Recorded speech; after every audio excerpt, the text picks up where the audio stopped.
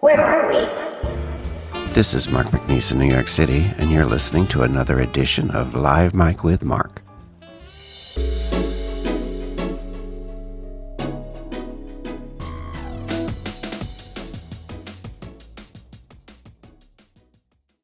Welcome to the podcast. This is Mark, and I've got another great guest lined up this week. It is Serena Worthington, who's already on the line. Serena, how are you? Great, Mark. Thanks for having me. Absolutely. Now, you're the second guest I've had on that I met in Washington at the White House National LGBT Elder Housing Summit. Dr. Imani Woody was on last week, and you this week. And just so people know, you're the Director of National Field Initiatives, Services, and Advocacy. Well, oh no, what am I saying? You're the Director of National Field Initiatives for SAGE. I started to get the long version of SAGE in there. But and I have a question. SAGE was the event sponsor for that, I think, for the summit.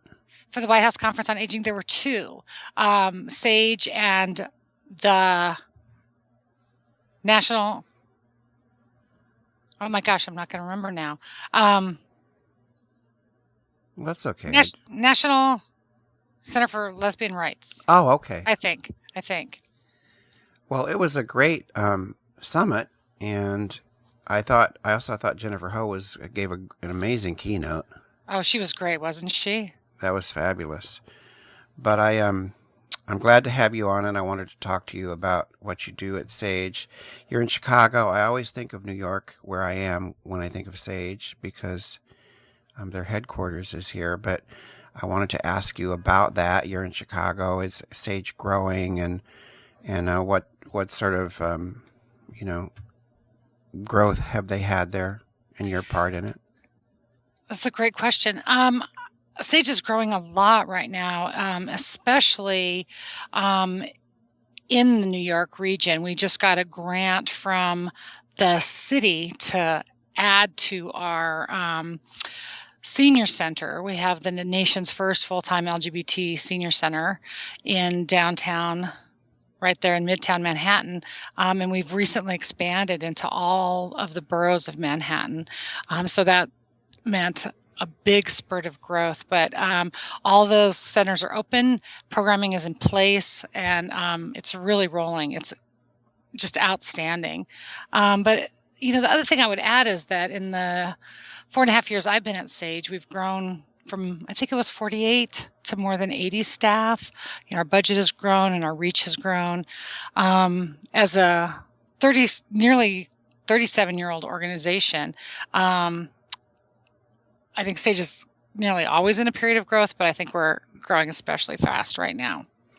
What's the what size are you in Chicago? How many of you are there? There's one. Oh, okay. Yeah. So the remote workers are in Miami, LA, Chicago, and DC. So there's one person in each of those locations. And I want to mention something. We make an effort in those spots to house the staff in mainstream aging agencies rather than in LGBT spaces, really to encourage conversation and collaboration. So I'm housed in an organization called CJE Senior Life. It's formerly the Council for Jewish Elderly, and they've long been a leader in LGBT inclusion. And then my counterpart in DC is housed at the Center and Caucus for Black Aged. Oh, cool. Can you talk a little bit about housing, since we met at the Housing Summit, and just the urgency almost of that situation for our older and elderly? Absolutely. So I would say the big picture is that if you get a group of older adults in a room, they're going to talk about some very similar things, no matter where they live. And one of them will often be housing and affordable housing in particular. And if you're talking to LGBT older adults, particularly transgender older adults, the issue of safety and inclusion comes up. How welcoming is that space going to be? How safe is the person going to be? And is it going to be located somewhere where you want to be. Here in Chicago, the Center on Halsted and Heartland Alliance is and Heartland Alliance partnered to build Town Hall on Halsted, which is, I think, the fourth affordable LGBT inclusive project in the country. And it's located in Boys Town, also known as Lakeview, which has been historically a gay neighborhood. And I remember years ago when I worked at Center on Halsted talking to some folks for a focus group. And this one man, he really stood out to me. He said, I've lived in this neighborhood my entire life. And now that I'm on a fixed income, I can't stay. I can't afford to live here anymore. And he wanted to be in that neighborhood. He wanted to be around that vitality, and he wanted to be in the midst of his community. And, I think that sentiment is echoed for people across the country. I know Boys Town fairly well. I mentioned in our correspondence that I grew up in Indiana, Elkhart, South Bend, which is just across the lake. I don't know if that's where Notre Dame is. I don't know if you've ever had any reason to go there. I have not been to South Bend, but I have been to Chicago quite a few times. It's one of my favorite cities, and affordability has always been a priority in my mind, because it's great to have housing. You might find something fabulous in Palm Springs, and there's nothing wrong with that. But making sure that our housing is affordable for people, I think, is vital. And I was curious too, and I don't know if you can speak to this, but going beyond the urban centers, I know that Sage has just recently launched a housing initiative. Yes, yeah. I'd like to hear a little bit about that, and then I also want to ask you if you have people reach out to you who aren't in Chicago or New York or Philly, and what sort of resources they have. Sometimes I'm lucky and I can refer somebody to one of our affiliates. We have 27 affiliates in 20 states. We also have community partners and collaborators across the country. However, I do hear from people sometimes about housing, but sometimes about other issues. Maybe they're just trying to connect with somebody, and they might live in a rural area, really nowhere. And those are the calls and emails that are the hardest to respond to, because sometimes there isn't a direct agent. There's not an agency that I can directly refer them to. And then in terms of housing, obviously you need some density to be able to do these projects like the one that exists here in Chicago and in St.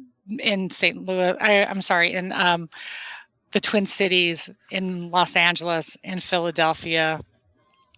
So you do need that density, because they're expensive projects. They cost 20, 25 million, 27 million bucks. They involve subsidies and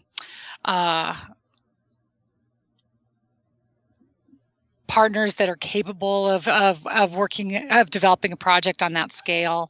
But I think going back to the housing initiative that you were talking about, it's actually a 5-part housing initiative, and one of the components is built housing, because you have to recognize that you can't build enough housing to meet the need for seniors in general and LGBT seniors in particular.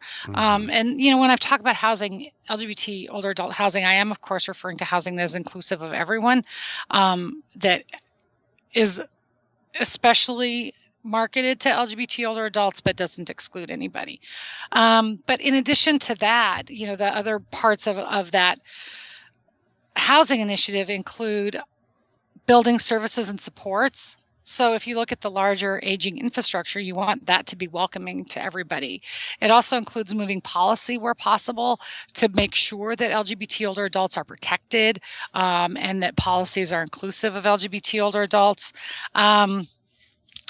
Training providers is a hugely important piece. So if you can't build housing that meets everyone's needs, then the logical next step is to train the providers that are already running these facilities all across the country. So if you go back to that question you had earlier about if you have somebody who lives in a place that's not in an urban center, that person does live near some sort of residential care, Right. whether it be long-term care, assisted living, independent living. So SAGE, through our National Resource Center on LGBT Aging, which is funded through the U.S. Administration on Aging, we have trained more than 6,000 providers in every state in the country, including Alaska and Hawaii. So that means that, in way more cases than there were before we started, the person is likely to encounter a trained provider. And have you found that these the providers, well, I mean, in terms of the reception, or do they seek out this knowledge and education, or have they been receptive? I was on a webinar a couple years ago with a woman talking to hospice providers, and it was really encouraging because they wanted to know, how do I really handle these situations appropriately with these clients and these patients. I'm not part of that training team that is through the National Resource Center, but I can tell you that what I hear from them and what my own experience was when I was doing more training myself is that there is a lot of enthusiasm and a lot of interest on the part of providers to be more inclusive of diverse populations in general, and including the LGBT population. There was an interesting study that was done in Minnesota, and it asked providers a couple of things. It was really just trying to see if senior centers in particular were welcoming to LGBT older adults. And one of the most fascinating things that came out of it is that senior centers that had been trained on LGBT cultural competency also received more calls from LGBT people. Mm-hmm. And I'm like, is that really, if you think about it, does that mean that it just changes the way that you're receiving a phone call, or when somebody's walking in the door, you just have this different lens? So you're more likely to hear from them that they are LGBT? I don't know. It's an interesting question. Mm-hmm. It is, the dynamics of that. Yeah. And I'll mention before we move on, the last part of that 5-part housing initiative is educating consumers. So consumers do need to know what are their rights. They also need to know what recourse they have if somebody is discriminating against them. And they also need to know how to shop for the best facility. What are the standards that you should be looking for? Yeah. I wanted to ask you just a couple more things. One is about the center on Halsted, where you were before as the Senior Director of Public Programs. What did you do there? And then the second, it's kind of a follow-up, is how did that lead into what you're doing now, and why? Because you've got your master's in art therapy. Mm-hmm. So how did you end up doing what you're doing? Well, if I may go back 2 jobs, can I do that, Mark? Yeah. Okay, so going back 2 jobs, I worked at a really outstanding residential care facility that had assisted living and long-term care, and I ran their life enrichment program. So I was hired to reinvigorate a program that was pretty familiar to people, like a lot of bingo and the kind of activities that you would normally associate with a long-term care setting. And I was hired to invigorate it with a huge sense of culture. So part of what I did there was establish arts-based interventions and art education and arts programming. It was super, super fun. Like, when I started, there was literally one staff person who knew how to draw, who was teaching one resident to draw. And then there was a robust craft program that included ceramics. And what they have today is, I think, at least 3 exhibits a year.